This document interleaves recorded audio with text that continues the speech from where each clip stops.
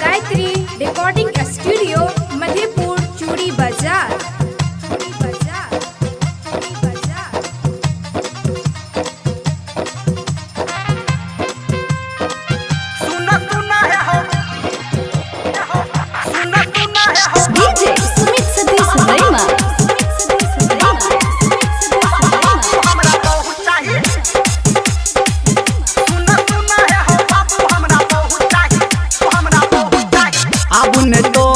सुनब फुटानी अब ने तो हाथ सुनब फुटानी सुखल जाइया ई हमर जवानी हो। अब ने तो हाथ सुनब फुटानी सुखल जाइया ई हमर जवानी। अंगूरी घी में अब छौ चाहिए हमरा हौ चाहिए हमरा हौ चाहिए हमरा हौ चाहिए हो। रौ छौड़ा तू जवान भ गेली से सुन सुन है हो बाबू हमरा बहुत चाहिए। सुन सुन है हो बाबू हमरा बहुत चाहिए। आबू ने तो हद सुनब फुटानी सुखल जाइया ई हमर जवानी। आबू ने तो हद सुनब फुटानी सुखल जाइया ई हमर जवानी हो।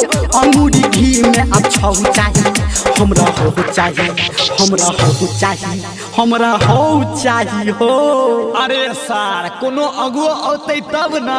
सुन सुन है हो बाबू हमरा बहुत चाहिए। सुन सुन है हो बाबू हमरा बहुत चाहिए। सुन सुन है हो बाबू हमरा बहुत चाहिए। सुन सुन है हो बाबू हमरा बहुत चाहिए बुझलो।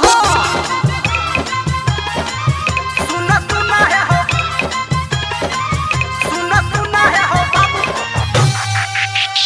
DJ Sumit Sadish Raima।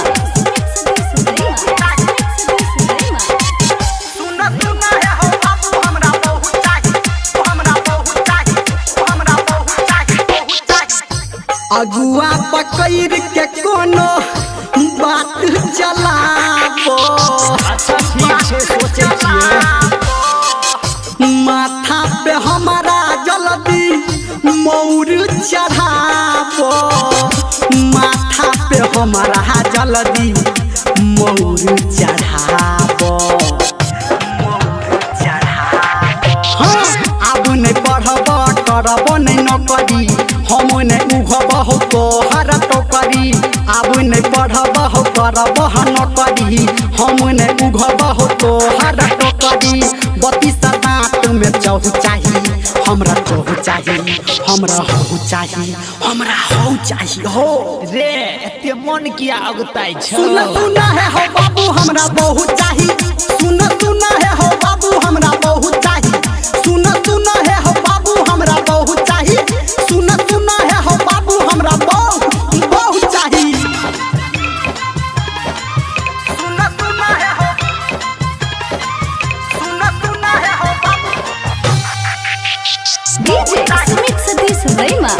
अभी आप सुन रहे हैं सावरिया music.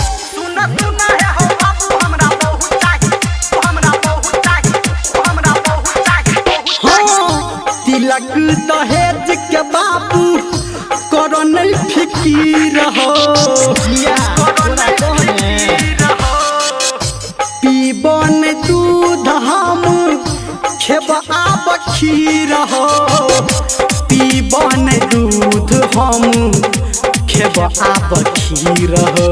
Singing by Dharmendra Maliya। Dharmendra निरमलिया के बेरी लगब नहीं तू एना हो फेरी हो। धर्मेंद्र निरमलिया के बेरी लगब नहीं तू एना हो फेरी। संजय गौतम के संगे लहू चाहिए हमरा बहु चाहिए हमरा हो चाहिए हमरा हो चाहिए हो बाबू। रौ कनी बर्दाश्त कर ना। सुन सुन है हो बाबू हमरा बहुत चाहिए। सुन सुन है हो बाबू हमरा बहुत चाहिए।